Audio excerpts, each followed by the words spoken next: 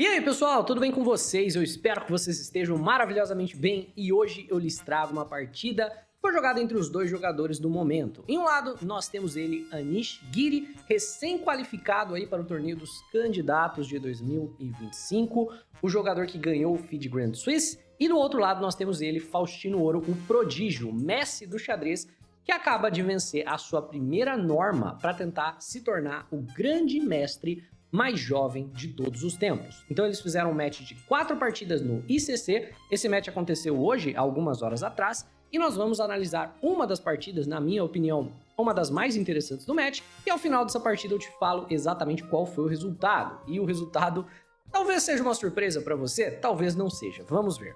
Vem o E4 por parte do Giri, E5 por parte do Faustino, cavalinho F3 pressionando o peão de E, cavalo C6 defendendo e bispo B5 nós temos a Rui Lopes.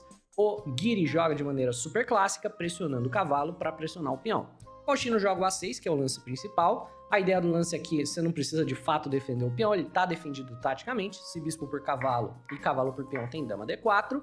Por consequência, bispo em A4 aqui joga o Anish Giri. Vem cavalinho F6 pressionando o peão de E, mas assim como o peão de E do adversário, a defesa é tática. Se cavalo por peão, um simples, por exemplo, torre em E1 vai acabar recuperando no longo prazo. Então, B5 por parte do Faustino Ouro, bispo em B3 e bispo em B7 aqui por parte do Faustino Ouro, defendendo ali a sua torre e tirando um pouco da força dos avanços peão em A4 que são tão comuns nesse tipo de estrutura. Aqui os dois jogadores só desenvolvem, D3, bispo C5 e vem o A4 por parte do Anish Giri, pressionando ali o peão de B. E é uma ideia super temática, né? Você joga o A4 para abrir a coluna A e para gerar uma fraqueza na casa de B5, porque eventualmente você quer jogar cavalo C3 desenvolvendo com o tempo no peão.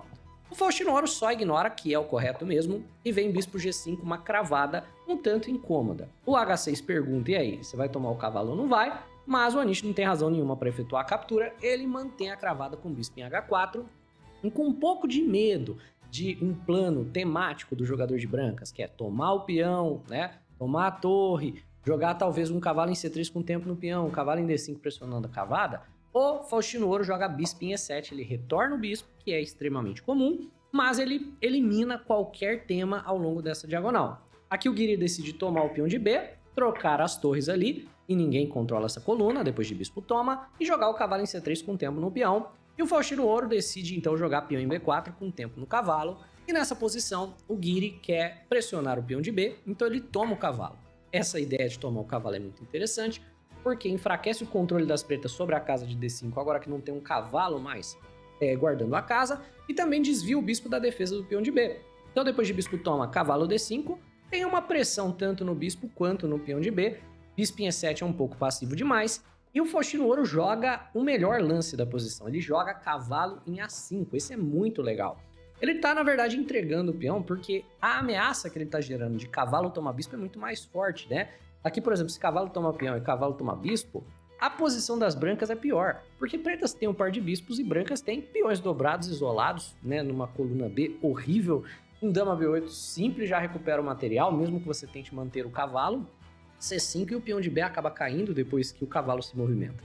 Então esse cavalo em A5 do Faustino Ouro é um lance excepcional que mostra que ele já joga há muito tempo no nível de grande mestre. O Giri gasta um bom tempo aqui avaliando as possibilidades e ele decide jogar peão na casa de C3 só para lidar com a ameaça, né? Já que a dama defende o bispo agora, não tem mais a possibilidade de cavalo toma bispo dobrar peões. Temos peão toma C3, peão toma de volta, cavalo toma bispo e dama toma. E nessas circunstâncias, né, nós temos uma estrutura de peões completamente simétrica, é um jogo de material mais ou menos igual, mas o que o Giri está esperando é ganhar na atividade de peça.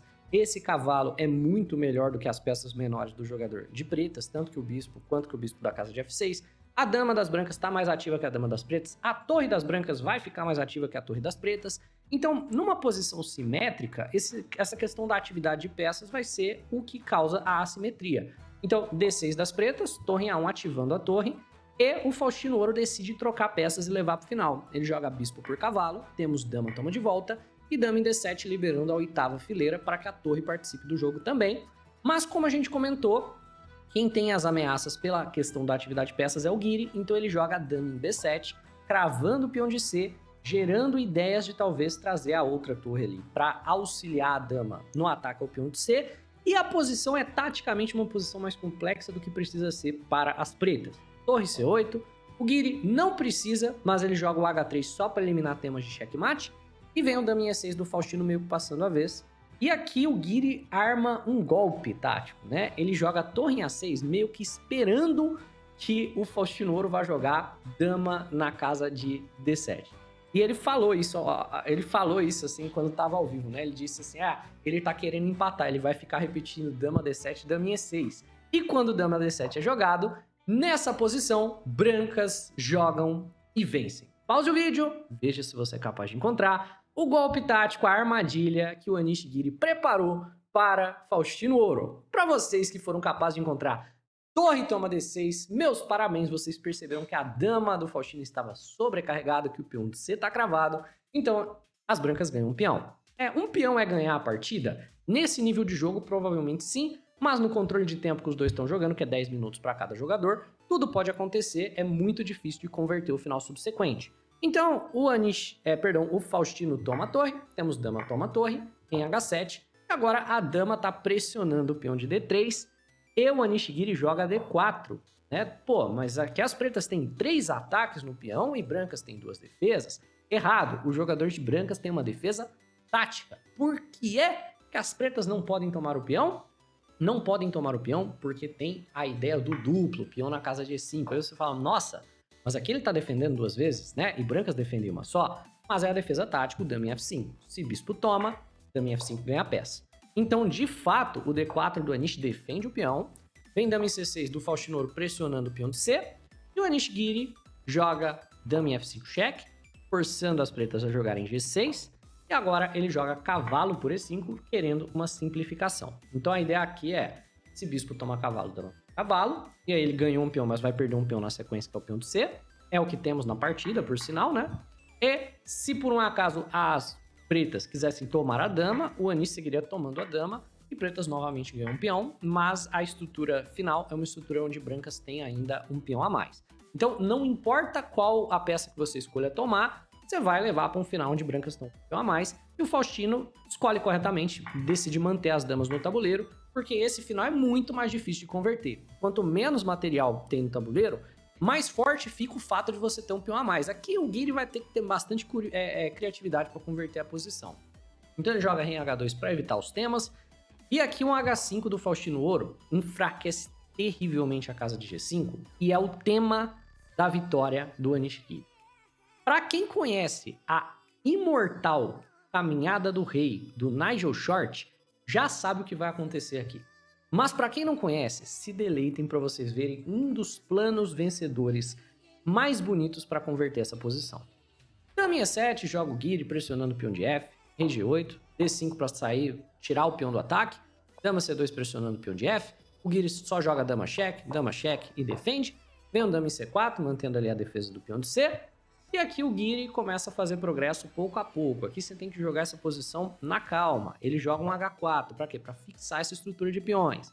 Vem dama em C5, ele joga peão na casa de G3, também para manter tudo defendido por aqui. Dama em C4, o Faustino Ouro também vai ficar só indo e voltando. E aí o Giri começa a trazer o rei. Em G1, não deixa o adversário trazer o rei, que é importante. Em G2, dama em F4 para evitar qualquer cheque, né? Dama em F3 ainda nessa ideia. Dama em E3 oferece uma troca de damas e gera a possibilidade do rei caminhar para fora, certo? O Faustino nunca pode trocar dama, senão o final com peão a mais é ganho. Então, rei F3. E aqui, o que o Anish Giri quer fazer é jogar rei na casa de H6. E depois dar checkmate na casa de G7, colocar a dama nessa diagonal. Isso daqui é um plano clássico da caminhada do rei, mas é difícil de você lidar com os cheques. Rei G7, dama D2, certo? Para querer jogar rei F4, dama cheque, rei F4, dama C4, e o Giri joga uma armadilhazinha, rei E3. Esse lance aqui é para quê? Para tentar esse cheque, trocando as damas, e numa ideia de posicionar a dama numa casa bem forte ao longo dessa diagonal. Rei G8 sai da ideia do cheque, vem dama na casa de B2, e beleza. A dama tá perfeitamente posicionada para auxiliar o checkmate. Dama cheque, rei F4, dama cheque, e aqui agora você só tem que tomar um pouco de cuidado. Rei G5 você acaba talvez levando aqui um checkmate. Então ele primeiro cobre o cheque. Dama C5. E finalmente chega rei na casa de G5, sacrificando o peão de F2 para conseguir jogar rei na casa de G6, ameaçando o simples, o básico, dama na casa de G7, checkmate, né? Então, nessa posição, o Faustino Ouro tá numa cilada, né? Tá numa situação extremamente difícil de jogar. Então ele joga daminha 3 cheque, certo? E força basicamente a troca de damas que sela aqui o seu destino, né?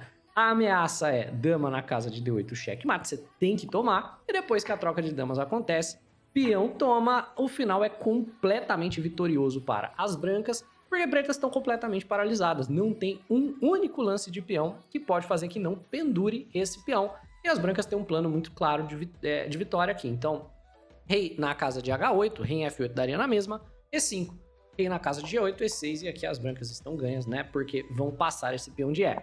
F por E6, D por E6, rei F8, rei toma peão de G. Aqui o Faustino ainda joga mais um lance, rei em E7. Tem o rei na casa de H7, aqui já pode muito bem abandonar, mas ainda tem aqui talvez uma tentativa de uma corrida de peão. C5, G6, C4, G7, e aqui finalmente o Faustino Ouro abandona. Cara, o Anish Giri é muito engraçado, porque eu tava vendo essa partida ao vivo, né? Aí quando terminou, o Anish Giri foi fazer a análise, aí ele falou assim, o vovô parece que ainda sabe uma coisinha ou outra de xadrez. O vovô ainda entende um pouco de xadrez, né? E o resultado do match, para surpresa, eu acho que da maior parte das pessoas não tem surpresa nenhuma, foi um match completamente pro lado do Anish Giri, que é um jogador muito mais experiente, um jogador da Elite, né? E o Anish venceu um match de 4 partidas de 3,5 a meio. Ou seja, o Faustino Ouro perdeu 3, empatou uma e só não conseguiu vencer um único jogo contra o Anish Giri. É isso, pessoal. Eu espero que vocês tenham curtido. Se sim, deixa o like no vídeo, se inscreve no canal. Um abraço e até a próxima.